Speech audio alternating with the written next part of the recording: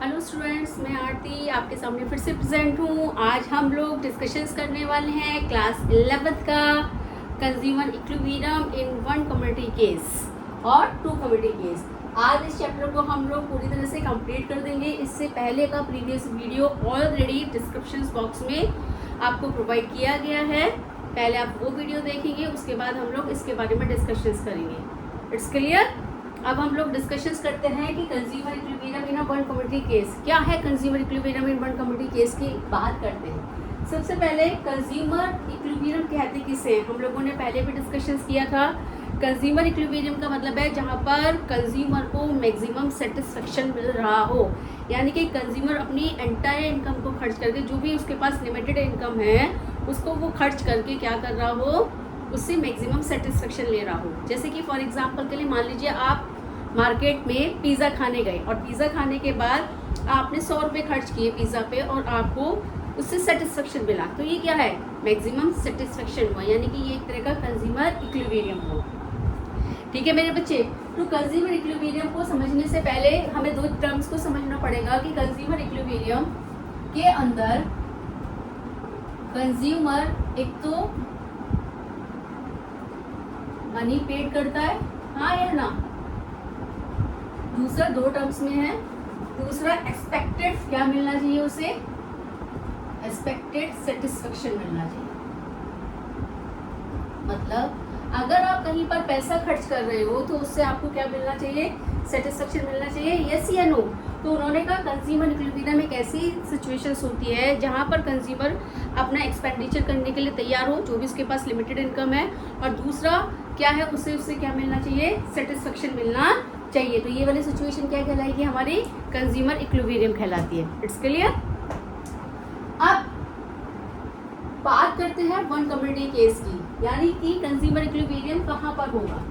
Consumer equilibrium एक ऐसी situation होती है जहाँ पर MUX इक्वल किसके होना चाहिए, PX के, ये टर्म। यानी कि अगर हम किसी एक्स कम्युनिटी का कंजम्पशन कर रहे हैं तो किसके इक्वल मिलना चाहिए, उसे सेटिस्फेक्शन प्राइस के इक्वल मिलना चाहिए। जैसे कि फॉर एग्जांपल के लिए आप कोई मूवी देखने गए और मूवी देखने के बाद आप हॉल से बाहर आते हैं, उससे कहते हैं भाई मज़ा आ गया मूवी देख के, पैसा वसूल। तो ये क्या है, हमारा कंज्यूमर इक्विलिब्रियम हुआ। ये कंडीशन क्या हो गई, कंज्यूमर इक्विलिब्रियम हुई। ठीक है। अब इसके अलावा भी और सिचुएशंस हो सकती हैं। मान लीजिए MUX मोर देन है किसके, PX के। ये सिचुएशन, ये कंडीशन क्या कहलाती है, ये कंडीशन क्या है और ये कंडीशन क्या है, MUX लेस देन PX। क्या है ये तीनों कंडीशन, ये हमें एग्जाम में लिखना पड़ेगा। कंज्यूमर, ये सिचुएशन कहलाती है कंज्यूमर इक्विलिब्रियम। ये सिचुएशन क्या कहलाएगी, कंज्यूमर इक्विलिब्रियम। यानी कि एक कंज्यूमर तब तक किसी गुड्स का कंजम्पशन करेगा जब तक कि उसका सेटिस्फेक्शन किसके इक्वल ना हो जाए, प्राइस के इक्वल ना हो जाए। दूसरी सिचुएशन क्या कह रही है, दूसरी सिचुएशन कहती है कि एक कंज्यूमर अब यहाँ पर प्राइस कम पे कर रहा है और उसे सेटिस्फेक्शन एक गुड्स से ज़्यादा मिल रहा है। अगर प्राइस कम खर्च करके, यानी कि पैसे को कम खर्च के सेटिस्फेक्शन ज़्यादा मिल रहा है, तो आप अपने पॉइंट ऑफ व्यू से बताइए कि कंज्यूमर ज़्यादा कंजम्पशन करेगा या कम कंजम्पशन करेगा। डेफिनेट सी बात है, ज़्यादा कंजम्पशन करेगा। इस वाली कंडीशंस में हमें एक्स गुड्स का, एक्स लिखा है, आप कुछ भी लिख लीजिए, MUX लिखा है मैंने।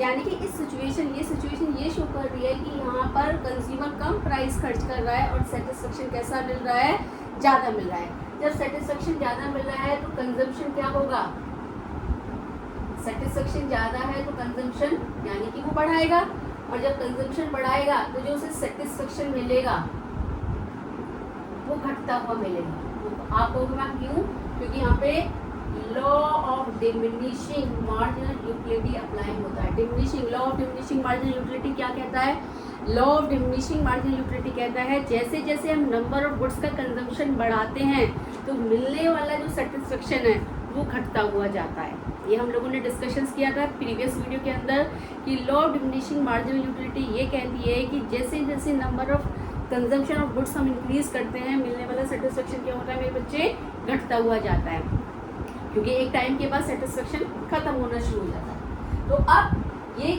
उस गुड्स का कंजम्पशन तब तक बढ़ाएगा तब तक जब तक कि ये वाली कंडीशन पे वो नहीं आ जाता, यानी कि MUX अपॉन PX के इक्वल नहीं आ जाता है। It's clear.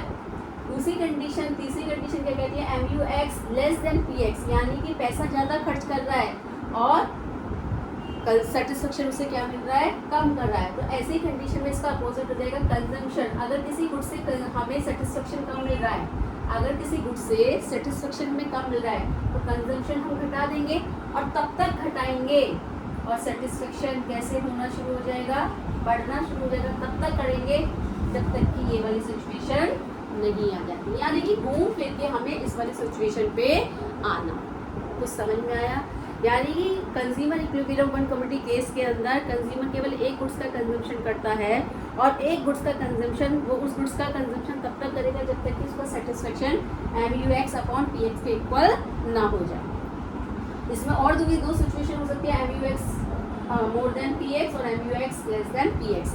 ये मैंने बताया कि अगर कंजम्पशन सेटिस्फेक्शन ज़्यादा मिल रहा है, यानी कि अगर तो ऐसी कंडीशन वो कंजम्पशन क्या करेगा, बढ़ाएगा, क्योंकि सेटिस्फेक्शन ज़्यादा मिल रहा है तो ठीक है। तो अगर वो उस, क्योंकि प्राइस कम पे कर रहा है और गुड्स से सेटिस्फेक्शन ज़्यादा मिल रहा है, तो कंजम्पशन जब बढ़ता है तो सेटिस्फेक्शन क्या होगा, घटेगा। समझ में आया? क्लियर है? अब ये और क्लियर हो जाएगा थोड़ा सा। इसको क्लियर करने के लिए हम एक शेड्यूल और डायग्राम और ड्रॉ करते हैं। कैसे, यहाँ देखिए जरा एक चीज़ और, एक चीज़ बहुत इंपॉर्टेंट रह गई, MUX ये किस में है, अप्रोच में, यूटिलिटी अप्रोच की पॉइंट ऑफ व्यू से पढ़ रहे हैं, हाँ या नहीं? और MUX अपॉन PX किस में है, ये मनी में है। इसको हम किसमें मेजर करते हैं, यूटिल्स में, और ये मनी में है ना, पैसा है ये। तो इसको पहले हमें किस में कन्वर्ट करना पड़ेगा, मनी में, क्योंकि जब डिफरेंट यूनिट्स अलग अलग होती है तो उनकी कंपैरिजन पॉसिबल नहीं है। तो इसलिए हमें इसे किस में ट्रांसफर करना पड़ेगा, किस में कन्वर्ट करना पड़ेगा मेरे बच्चे, मनी में कन्वर्ट करना पड़ेगा। It's clear? यानी कि 1 रुपया खर्च करके मुझे एक यूटिल्स का क्या मिल रहा है, सेटिस्फेक्शन मिल रहा है। तो मैं इसको ऐसे भी लिख सकती हूँ, MUX अपॉन MUN इक्वल, है ना। इसको मैं किस में कन्वर्ट करूँगी, पहले मनी में। ध्यान रखना ये मनी में हमें कन्वर्ट करना जरूरी है। अब हम इसका शेड्यूल बनाते हैं।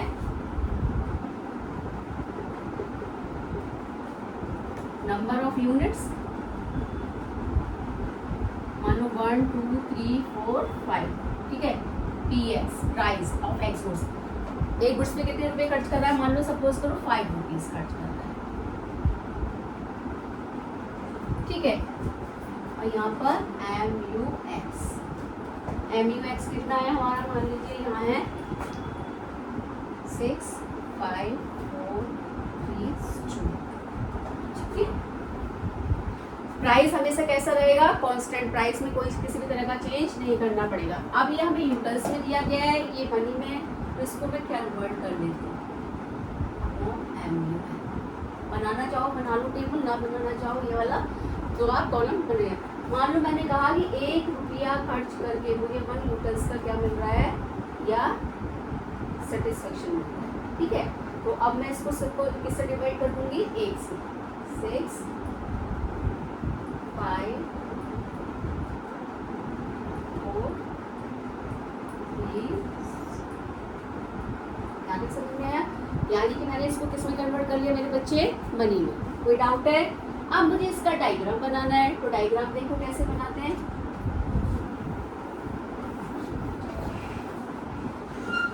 यहाँ बनाने हैं YOX, number of units, number of units कितने, 1 2 3 4 5, ठीक है। मैक्सिमम यूनिट्स कितनी है, 6, तो मैं यहाँ लिख लूँ 1 2 3 4 5 6। यहाँ लिखेंगे हम PX और MUX, ठीक है। प्राइस कितना है, हर बार 5 है, 5 को हमने क्या कर दिया, कांस्टेंट। प्राइस कैसा है, कांस्टेंट। तो यहाँ पे ये देखो, ऐसे अगर मैं निकालूँ 1 पे भी 5, 2 पे भी 5, 3 पे भी 5, 4 पे भी 5 और 5 पे भी 5, तो ऐसे पॉइंट आ जाएगा, आपस में ये हो जाएगा। तो ये वाली कंडीशन ये हो गई। अब 1 पे MUX कितना है, 6, 1 पे 6, सेकंड पे कितना है, 5, सेकंड पे 5, थर्ड पे 4, थर्ड पे 4, फोर्थ पे 3, फिर 5 पे 2, यानी कि ये पॉइंट एल से आपस में जुड़ जाएगा, ये वाली कंडीशन। ठीक है, तो ये वाली कंडीशन हो गई हमारी पहले ऊपर वाली पोर्शन। ऊपर वाला पोर्शन देखो यहाँ पे कम खर्च कितना कर रहा है 5, सेटिस्फेक्शन कितना मिल रहा है 6, तो ये वाली कंडीशन हो जाएगी। ये वाला ऊपर वाला पोर्शन, ये वाला नहीं करेंगे तो बनेगा हमारा एम यू एक्स इक्वल बन गया ये पी एक्स, ये वाला जो हमने ई पॉइंट लिखा है। ये ऊपर का जो पोर्शन है ये वाली सिचुएशन क्या बन जाएगी M U X more than P X, और नीचे वाली सिचुएशन आप ये देखिए यहाँ पर पैसा ज़्यादा खर्च कर रहा है और सेटिस्फेक्शन कितना का मिल रहा है कम का, ये condition M U X less than P X. समझ में आया, क्लियर हुआ। आप कोई भी टेबल लीजिए, जो सेटिस्फेक्शन है वो क्या हो जाएगा लगातार, जैसे जैसे नंबर ऑफ यूनिट्स बढ़ती हैं वैसे वैसे सेटिस्फेक्शन क्या होता है मेरे बच्चे घटता चला जाता है। ये कहलाता है law of diminishing margin utility, यहाँ पर अप्लाई होता है। ये समझ में आया, ये हुआ हमारा one community case. It's clear.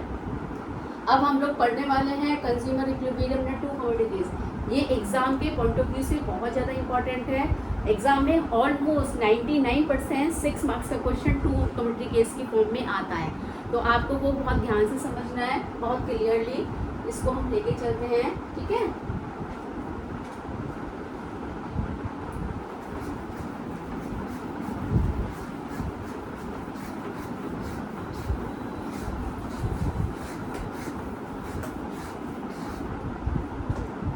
Consumer equilibrium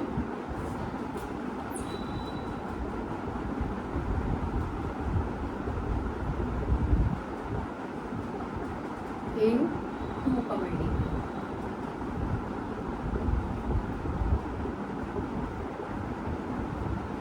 ठीक है, टू और मोर भी कह सकते हो। ठीक है, लेकिन दो इसलिए लेते हैं क्योंकि ग्राफ पर केवल दो ही एक्सेस होते हैं, एक्स एक्सेस और वाई एक्सेस, इसलिए हम इसे टू कम्युनिटी केस की फॉर्म में देख रहे हैं। ठीक है, अब टू कम्युनिटी केस में यानी कि कंज्यूमर अपनी जो भी लिमिटेड इनकम है उस लिमिटेड इनकम पर अपनी लिमिटेड इनकम को दो गुड्स पर कंजम्पशन करता है, एक्स गुड्स और वाई गुड्स। एप्पल कह लो, ऑरेंज कह लो, कोई भी कह लीजिए। तो अगर हम एक्स के लिए ऐसे लिखते थे, अगर ध्यान हो तो आपको M U X equal P X, yes या नो, ये तो हो गया एक्स गुड्स के लिए। दूसरा M U Y equal P Y, ये दूसरी गुड्स के लिए हो गया। ठीक है, तो ये एक गुड्स, ये दूसरी गुड्स। अगर मैं इसको ऐसे लिखूं मेरे बच्चे एम यू एक्स, क्योंकि मुझे मनी में ट्रांसफर करना है, M U M equal P X, या इसको एम यू वाई को लिखो M U Y upon M U M equal P Y. ठीक है, तो दूसरा ऐसे इक्वेशंस बनाते हुए चलना। अगर मैं इन दोनों को कंबाइन करती हूँ तो एम यू एक्स को मैं इसको ऐसे भी लिख सकती हूँ P X equal M U Y upon P Y equal M U M. हाँ या नहीं? तो कहने का मतलब है मेरा जो कंडीशन है वो यहाँ इक्वल होगी, यानी कि M U X upon P X, M U Y upon P Y equal M U. तो हमारा ये हम दोनों तीनों इक्वेशंस एग्जाम में लिखेंगे। ये 1 मार्क्स में 1, 1, 1, 3 मार्क्स तो यही आ जाते हैं हमारे। फिर कंज्यूमर इक्विलिब्रियम के एक नंबर में डेफिनेशन चली जाती है, फिर शेड्यूल चला जाएगा और फिर डायग्राम चला जाएगा। ठीक है, कहने का मतलब है कंज्यूमर इक्विलिब्रियम में two commodity case the consumer get the maximum satisfaction where M U X equal इसके M U X upon P X equal M U Y upon P Y के इक्वल हो जाती है। तो हमारा क्या कंडीशन बन जाएगी, ये वाली कंडीशन हमारा टू कम्युनिटी केस में बन जाएगी। जैसे वन कम्युनिटी केस में मोर देन और लेस देन की थी, वही चीज़ें यहाँ चलेंगी। यही से आप स्क्रीनशॉट लेना चाहें तो आप इसका स्क्रीनशॉट ले सकते हैं। ठीक है मेरे बच्चे, इसे मैं इरेज कर दूँ स्पेस कम होने की वजह से। मान लीजिए यहाँ पे ये condition M U X upon P X equal M U Y upon P Y, ये कंडीशन है कंज्यूमर इक्विलिब्रियम की। ये कंडीशन हमारे कंज्यूमर इक्विलिब्रियम। ठीक है, अगर कंडीशन ये है M U X upon P X more than MUY upon PY। ये कंडीशन क्या शो कर रही है? ये कंडीशन शो कर रही है कि कंज्यूमर एक्स गुड्स का कंजम्पशंस लगातार बढ़ाएगा एज कंपैरिजन MUY की, क्योंकि उसे सेटिस्फेक्शन एक्स गुड्स से ज़्यादा मिल रहा है और इससे कम मिल रहा है। जब इसका कंजम्पशन बढ़ेगा, अगर इसका कंजम्पशन बढ़ेगा तो सेटिस्फेक्शन इसका क्या होगा मेरे बच्चे? घटेगा। अगर नंबर ऑफ कंजम्पशन बढ़ता है, नंबर ऑफ यूनिट्स का कंजम्पशन बढ़ेगा तो सेटिस्फेक्शन क्या होगा? घटेगा। कॉन्सेप्ट लॉ अप्लाई हो रहा है, law of diminishing marginal utility. और कब तक घटाएगा? जब तक करेगा जब तक कि ये इसके इक्वल ना हो जाए। तीसरी सिचुएशन यहाँ पे MUX upon PX less than MUY upon PY। बिल्कुल यही इसमें x। अब इस बार क्या करेगा? कंजम्पशन किसका बढ़ाएगा? y का, हाँ या ना? और सेटिस्फेक्शन कम होता चला जाएगा। कब तक कम होगा? जब तक कि ये इसके इक्वल ना आ जाए। यहाँ तक कोई डाउट है? अगर यहाँ तक कोई डाउट है तो बताइए, अगर डाउट है तो, नहीं तो हम लोग आगे चलते हैं। चले आगे। इसको अब हम शेड्यूल और डायग्राम के थ्रू देखते हैं।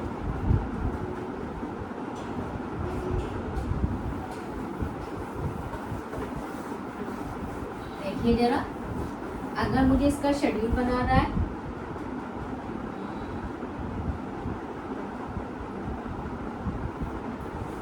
नंबर ऑफ यूनिट्स,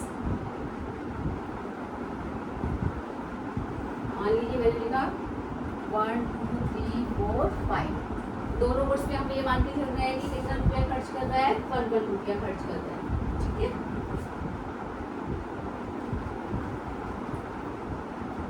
रुपया कांस्टेंट है।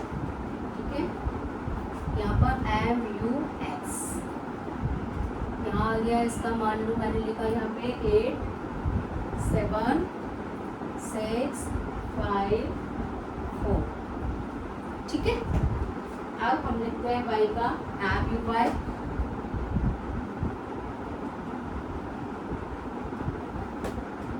यहाँ पे मैंने लिखा 10 9 6 4 3।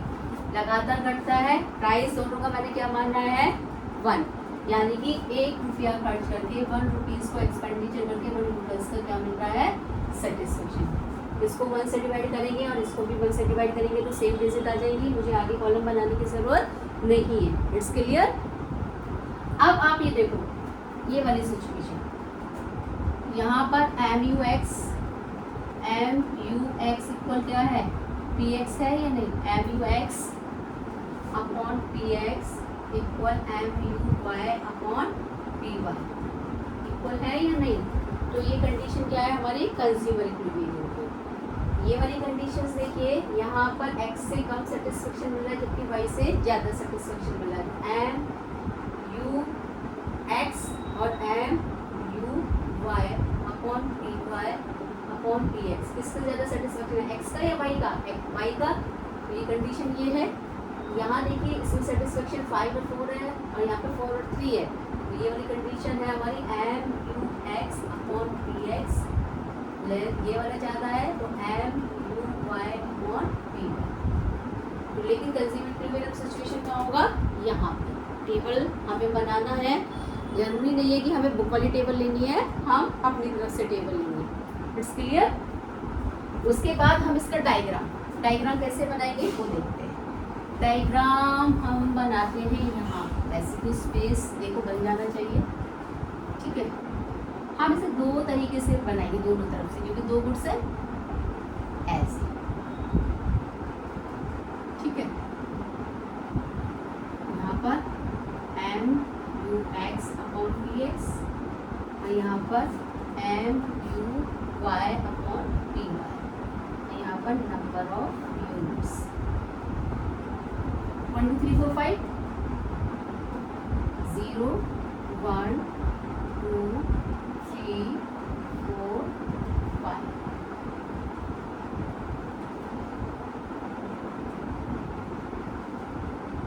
ठीक है, एक बार ऐसे जाएंगे, एक्स के लिए और वाई के लिए ऐसे आएंगे, फिर यहाँ पे 1 2 3 4 5। इसके लिए प्राइस तो 1 है, प्राइस में तो कोई वही नहीं है, ठीक है। नंबर ऑफ यूनिट मैक्सिमम कितने हैं, 10 है। दोनों में अगर देख रहे हैं यहाँ पे 8 है, यहाँ पे 10 है, तो हम 10 तक लेते हैं। 1 2 3 4 5 6 7 8 9 10, ठीक है। तो यहाँ पे भी 1 2 3 4 5 6 7 8 9 10, ठीक है मेरे बच्चे। अब पहले x का बनाते हैं। फर्स्ट पे कितना है 8, फर्स्ट पे 8, सेकंड पे 7, थर्ड पे 6, फोर्थ पे 5, ये स्पेस ध्यान रखिएगा। और 5 पे 4 पे 5 हो गया, और 5 पे 4, 5 पे 4, इसको हमने यहाँ बनाया। ये पॉइंट बनाओगे, मेरे पास स्केल नहीं है, आप स्केल से बनाओगे तो बिल्कुल क्लियर आएगा। पॉइंट से पॉइंट में लाना है, ठीक है। इसके बाद अब इधर आ जाओ, वाई पे 1 पे इधर 1 है ना, 1 पे 10, 1 पे 10 ए, इसका 1 ये है। 2 पे कितना है 9, 2 पे 9, 1 पे 10, 1 पे 10 मेरा ये रहा था। 2 पे 9, 2 पे 9 ये रहा मेरा। 2 पे 9, 3 पे कितना है 6, 3 पे 6 मेरा ये रहा। एक दूसरे के नीचे खींचने हैं, ठीक है। 3 पे 6 और 4 पे 4, 4 पे 4, 6,